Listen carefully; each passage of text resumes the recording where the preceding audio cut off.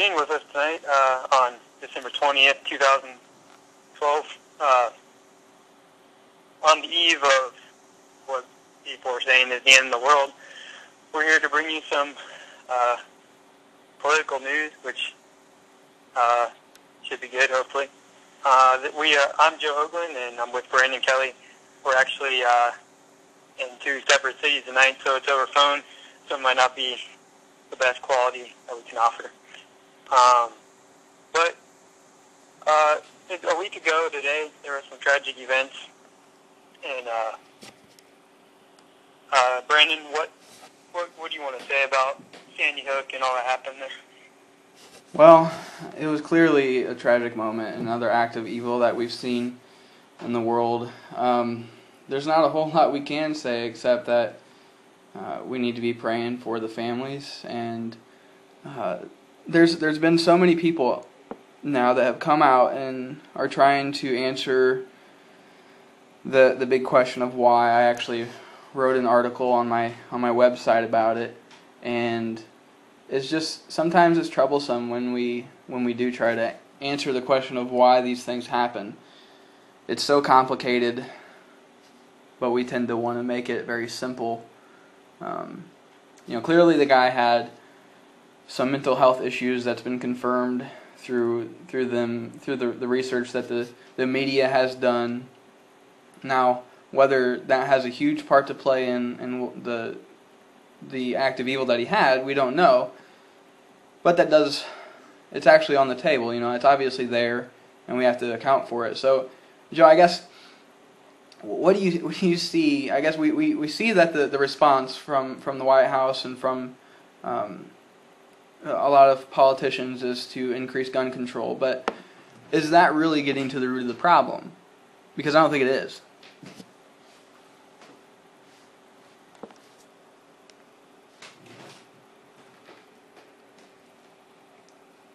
So I guess what can we do to get to the root of the problem of this? What can we accomplish? What kind of alternatives or solutions can we put with this tragedy? Right. It's something like we definitely, our prayers are with everyone affected there, and I definitely think that in the face of all these mass murders that have gone down lately, there definitely needs to be some changes. And it's kind of sad that people come out and politicize these events. Hours afterwards it happened, there was people calling for all these new gun control things. And, I think that's probably something. That's something that is definitely needed to be looked at, especially like assault rifles and stuff like that. But to do it right after the event, it seemed pretty uncompassionate to me, I guess. Well, what do you think? I guess you mentioned assault rifles. Where is the line that we go to in terms of gun control, and whether that is really the problem? Because even if, let's just play this out in a scenario, even if it was illegal to own an assault rifle, do you think this kid would have still accomplished what he set out to do? Do you think the assault rifle was to blame? Do you think that that's our problem? Because we're playing with a touchy issue with a lot of people, because we've seen what history has shown us in terms of countries going out and having very strict gun laws, and in many cases even taking guns away from its citizens, and what has happened. What is the line that we draw? Because I don't think Obama's going to take away assault rifles. I don't think he actually will. Maybe he will, but what is the motivation behind it? Do we think that's really going to solve anything, or are we just trying to come up with a solution to make us feel better that we've tried to do something? Right. Definitely. It goes a lot deeper than just banning a certain kind of gun or something. It also, if you go back through the history of the United States, uh, it's actually typically, especially comparable nations, industrialized nations, it's typically more violent. And obviously, that wasn't because of assault rifles back in the 1800s, because there wasn't such a thing. It's something in our culture. It's something how we were raised. I think it's like part, for some reason, the United States is a violent country. And instead of saying like, oh well, it's because we don't have assault rifle bans, which I think is something we have to look at, which I said earlier. But I think it's a lot deeper than that. There's something going on deeper than that. And when I say like assault, we should look at an assault rifle ban. I don't know what that looks like. And I mean, assault rifles were banned from '94 to 2004, and it was basically just basically gun manufacturers just got around it and still produced them. You could still buy assault rifles. But I definitely don't think semi-automatic handguns should be banned. There's a purpose for those, and in defending yourself.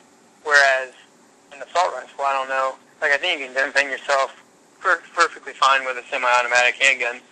Now, there are people who say they hunt with assault rifles and whatever, and I guess that's a different case. But I think we just need to look deeper into what actually is behind why we're so violent.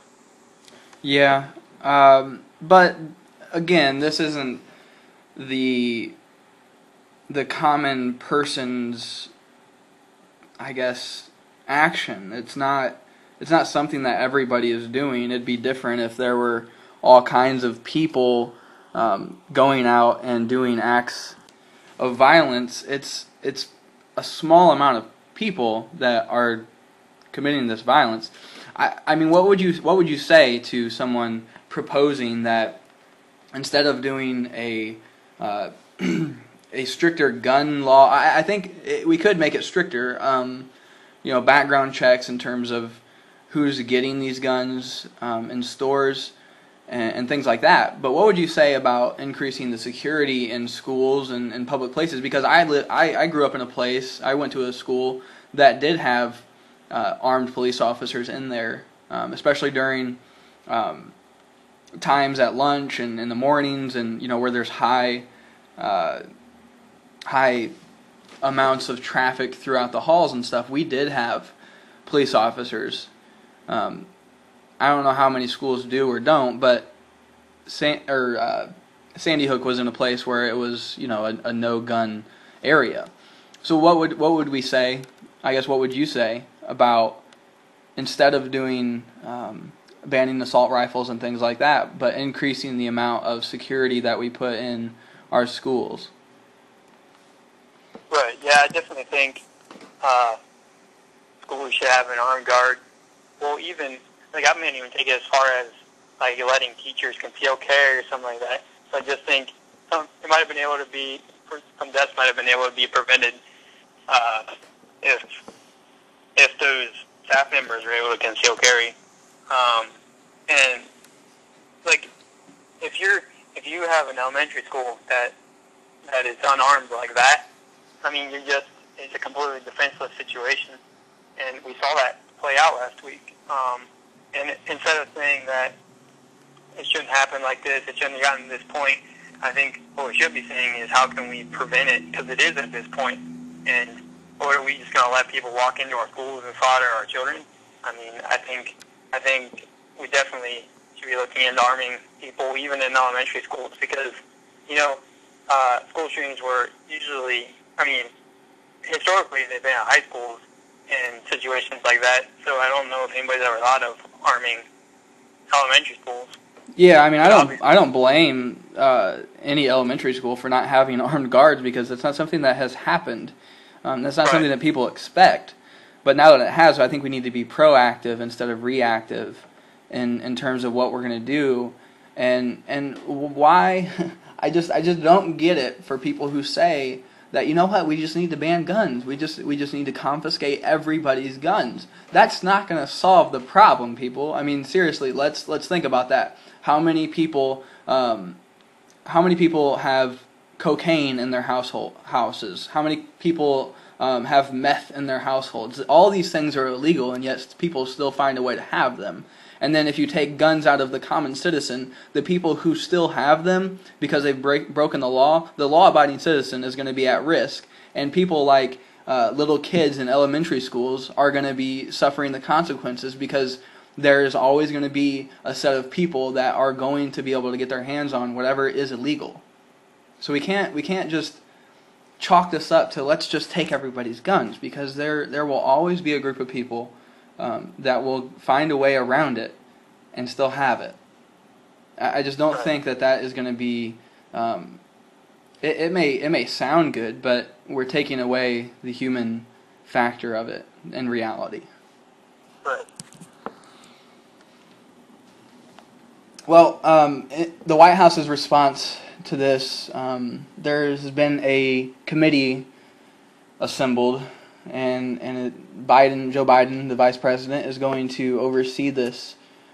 He has had a history of being an advocate for stronger gun laws. What do you take out of that? Do you think anything's going to be accomplished through it? And if there is going to be something accomplished through it, is it going to be contributing to the root of the problem, or is it going to be kind of what we've talked about in terms of just making it harder on people to get guns? But or how far is he going to go with it? What do you think? Right. Well, I really hope that all that comes out of this committee isn't just, let's ban assault rifles, and then it just ends with that. Like, I definitely think it needs to be broadening into looking into mental illness and how we're missing the point on mental illness. Like, I don't know what point we're missing, but like this kid nobody thought he was going to go shoot up at school. I mean, he was obviously not getting the proper care, because no one in the right mind would go shoot 20 innocent kindergartners. So I hope we're not. I hope the only thing that doesn't come out of this committee is, let's ban assault rifles. Like that would be just a pointless waste of resources and minds. So I guess what do you think about that? Yeah, I really do hope it's more than just restricting guns and making the laws more strict. But again, I don't think it's that simple as in we need to look at mental health and things like that, because there's many people who do have a mental illness or a mental disability that don't do things like this gentleman did. And it's almost like we are taking the approach to have a general solution to a very specific problem.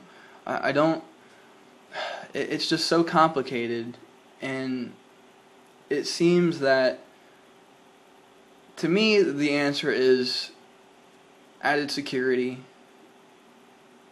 in schools and enabling these schools to defend themselves when acts of evil do occur, because we can prevent we can try and prevent people from getting firearms. We can try and increase the amount of mental health help for these individuals. We can do all those things, but there's always going to be those cases where there's kids that don't get the help that they need, and it may not be their fault. It may be the parents' fault.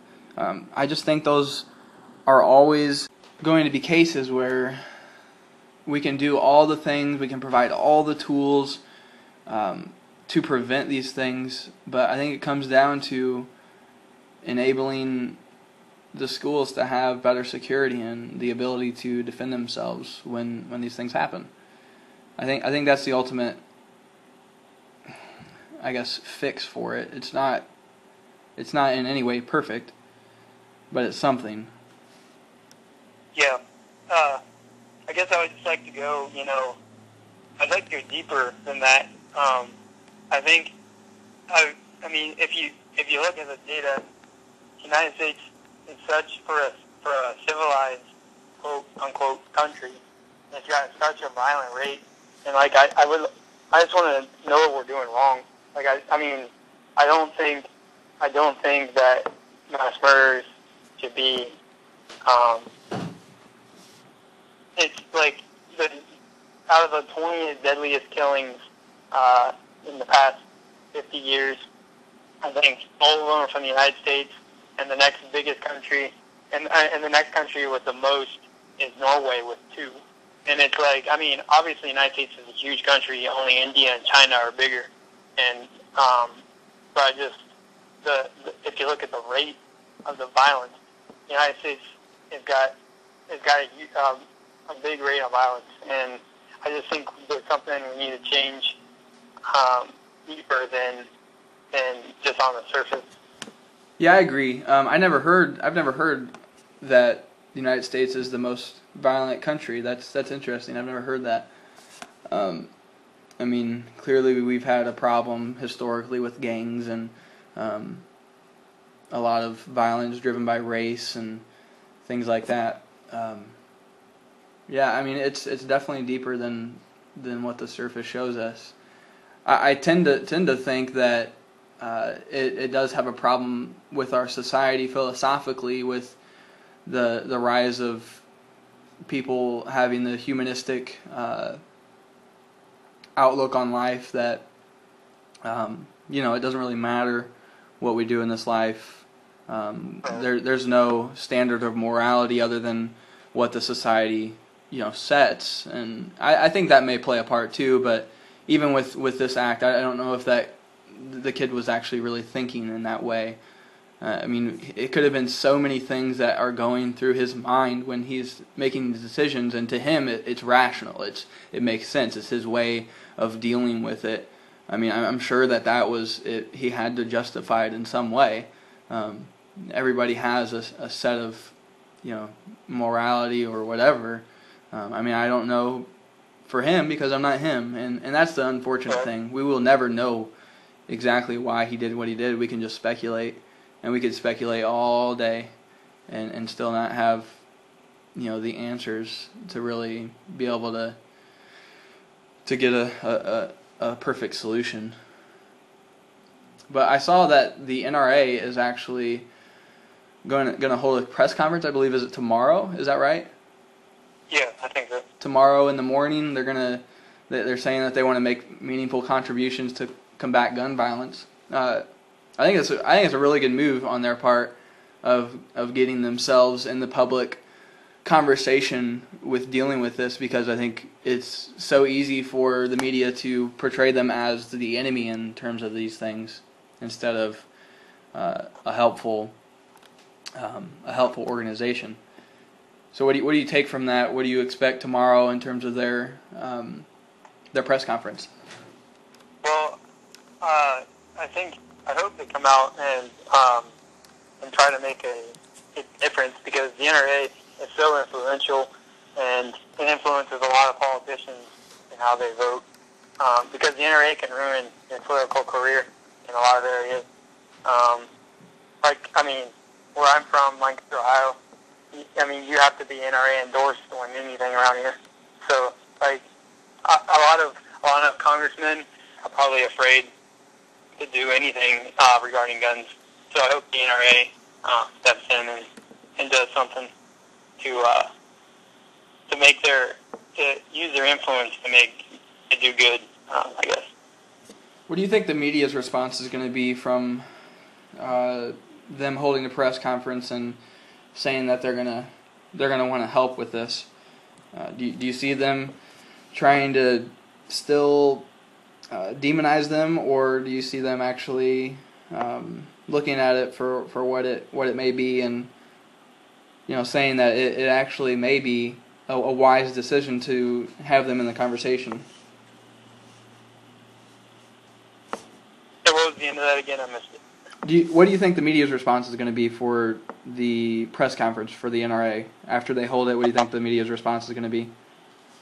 Well, it probably depends on what they say, but my guess is they'll just say it's more of the same, and that the NRA is evil and all that stuff. Because I mean, NBC and CNN were demonizing the NRA after this happened and saying that they were just as guilty as the shooter and all that stuff. I heard all that rhetoric this week.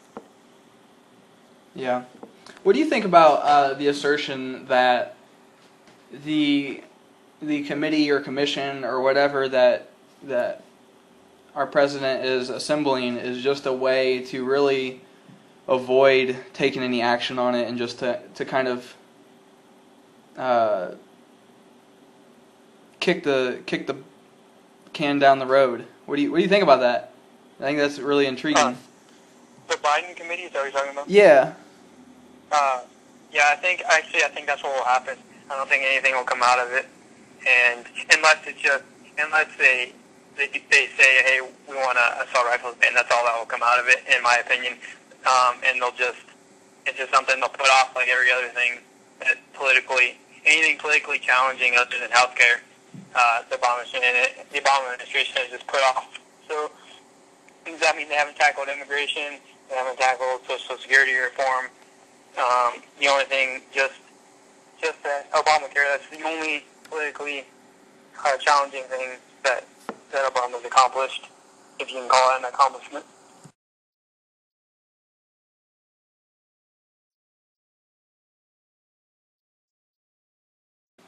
Just like this fiscal cliff, I mean, we're going to go over the cliff, and Obama's just, it doesn't seem like much compromise is going on there. And, just like we talked about last week, and nothing's really changed this week, so nothing's happening. And, I guess just Leon Panetta came out today and said that, if the sequestration does happen, that the military won't have to cut anybody immediately, but obviously that will be down the road. So we think the answer to our economic problems are just to cut the military and to raise taxes on the middle class. Like, I really think we need to find a solution here. Yeah, it's funny though, because again, like you said, Obama is not wanting to compromise at all. He's not wanting to. I mean, he lowered his stand, or he raised, I guess, his stand to what, from $250,000 of income up to maybe $400,000. I think is what he changed it. So I guess he compromised a little bit. Right. But is it really enough? It seems that Boehner is kind of he's really negotiating with himself. He's not actually negotiating with anybody except for himself. It seems like he's sitting in a room and looking at himself in the mirror and proposing these things and thinking to himself, I wonder if Mr. President Obama will accept this, and no, it won't. And then we gotta keep on raising the amount of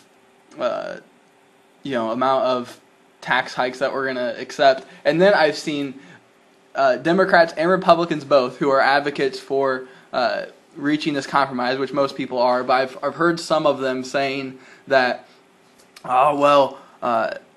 this plan calls for tax increases to people who are making $1 million or more, and it provides a tax cut for everybody under that. No, it doesn't. It does not provide a tax cut for the people under that. It just continues the same tax rates. Why are they calling it a tax cut if it's just staying the same?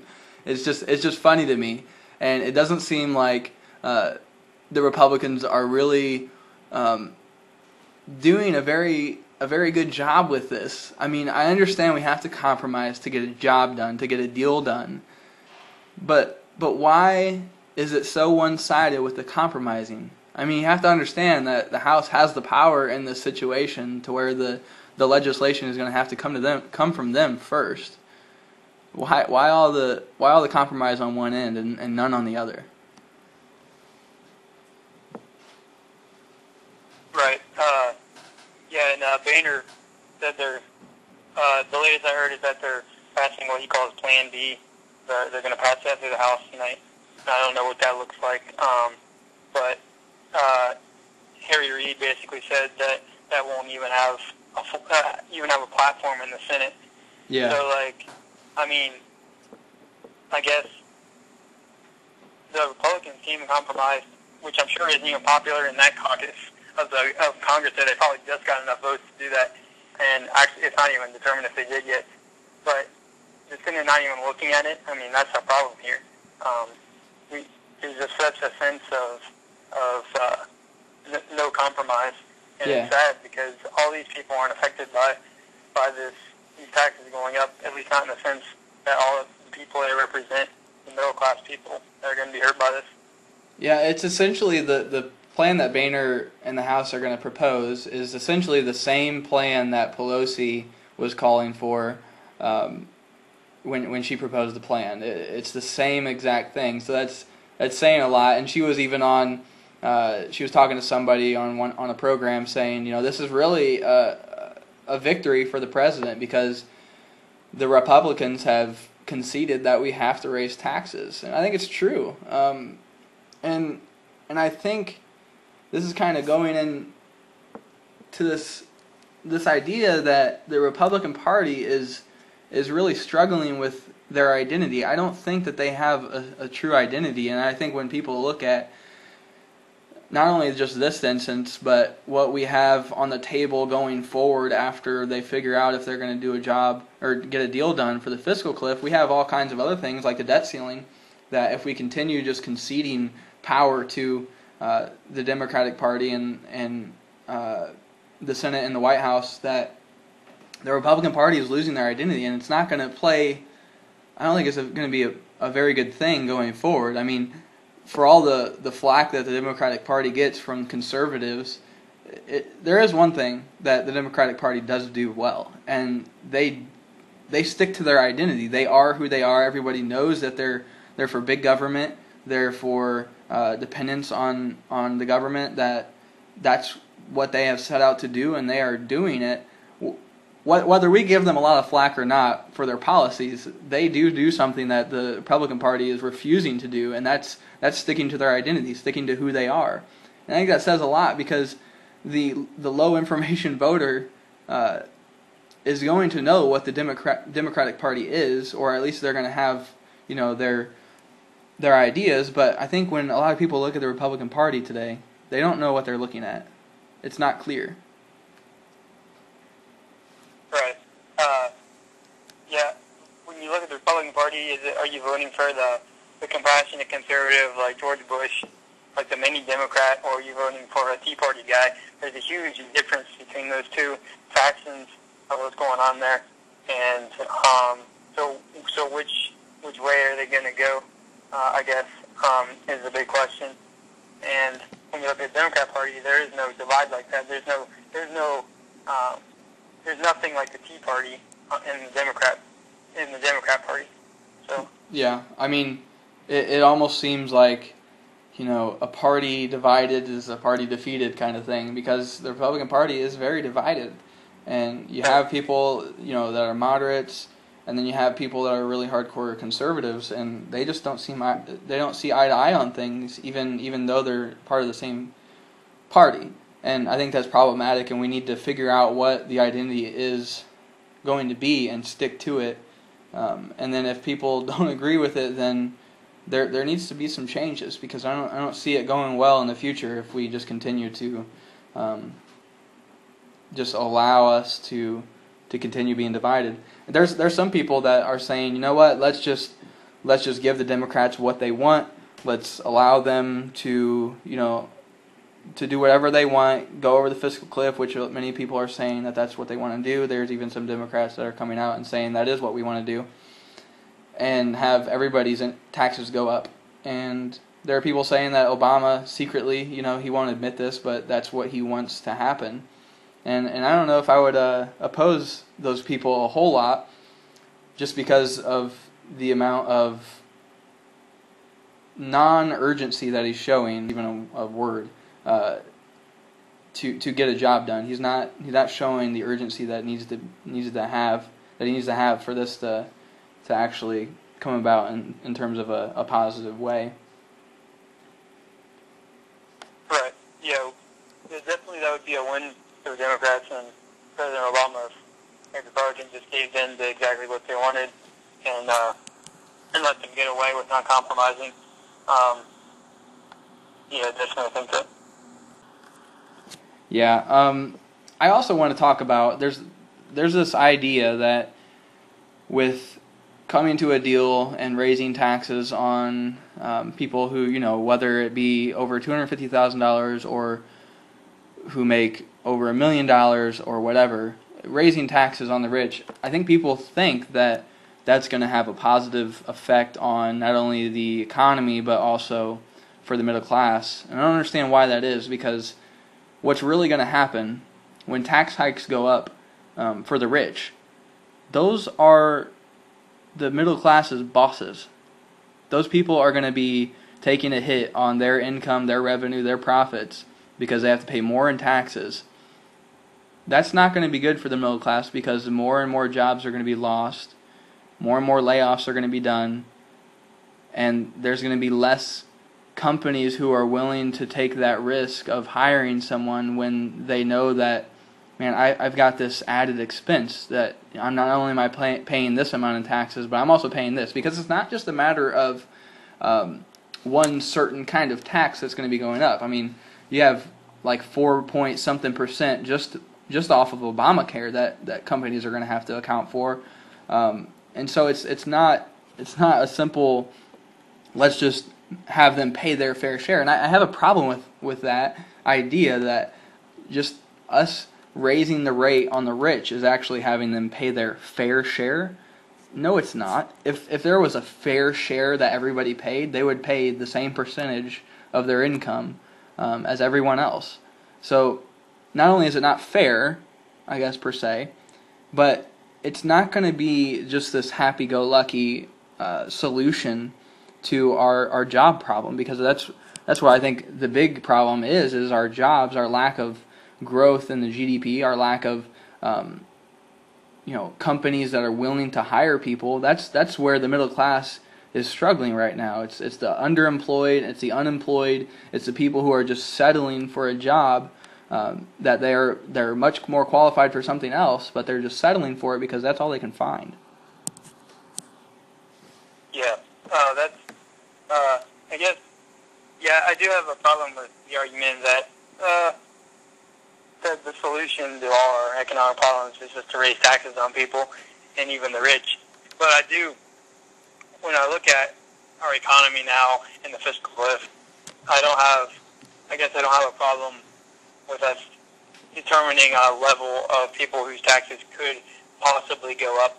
Like I don't think tax rates should always be the same. They should, when these Bush tax cuts were enacted, our economy was thriving at the moment.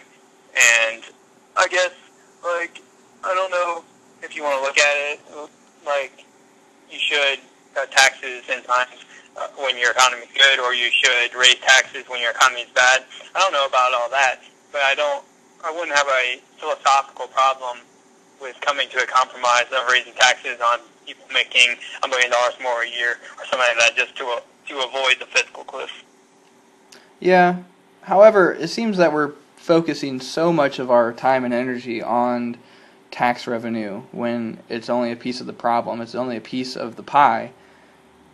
Where does cuts in spending happen? Where are we going to account for that? Because we have accumulated so much debt in the past, even 12 years. I'm going to even include Bush's debt in that even though Obama has accumulated more than twice of what Bush did in half the amount of time, but we have this issue of spending more than we bring in. Where is it going to occur that we are going to address this issue? Because with how they're dealing with it right now, it's not going to be addressed at all. And we're going to continue to propose raises to the debt ceiling, and it's just going to be a continual problem. It's like a crazy cycle. It's like if you sat down and did your budget like our government does, my goodness, you would be you'd be bankrupt. I mean, it'd be as simple as that. People would stop letting you have money because it's like, dude, are you crazy? Why are you spending so much money? You only make this amount. It's Right. it's just ridiculous. Yeah, it's just completely out of control at the moment, and I definitely think, like, I don't, in no way should we let the government get away with not cutting tons and tons out of our just inflated budget. It just, I mean, it's just out of control, and it makes you sick to your stomach when you think about it. It does to me, anyways. I just don't understand how we got in this position in the first place. How we let our government get in this position.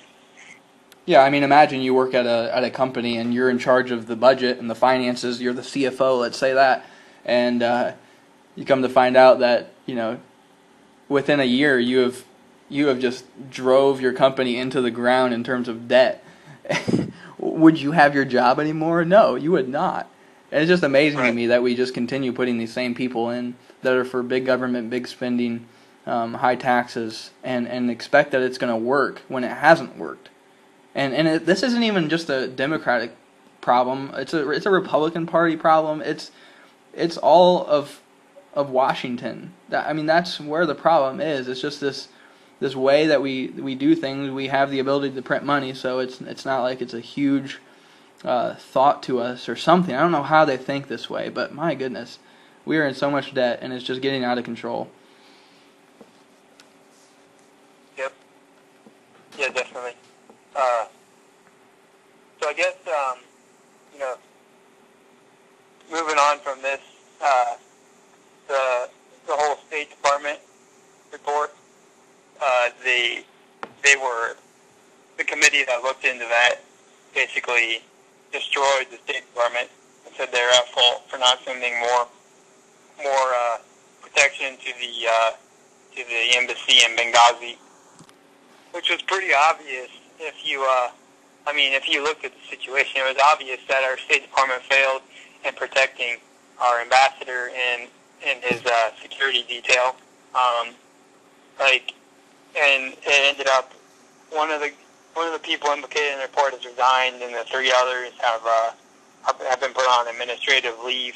I really hope that this tarnishes Hillary Clinton's reputation in the diplomatic world. I mean, that might be a little. That might be harsh for me to say, but I mean, she's responsible. That department is responsible for the loss of four lives in Benghazi, and she's the head of that department. So I hope we don't give her a free pass on this. I really hope her political career is over because of it. Yeah, well, it seems, I think the report didn't call for any disciplinary action. The four people who resigned or have stepped down, they weren't officially asked to resign. I think they were under pressure, just of what has come out. But I don't really see any discipline happening from this. I really don't. And as unfortunate as that is to say, I do agree with you that something needs to happen, but I don't really see it happening.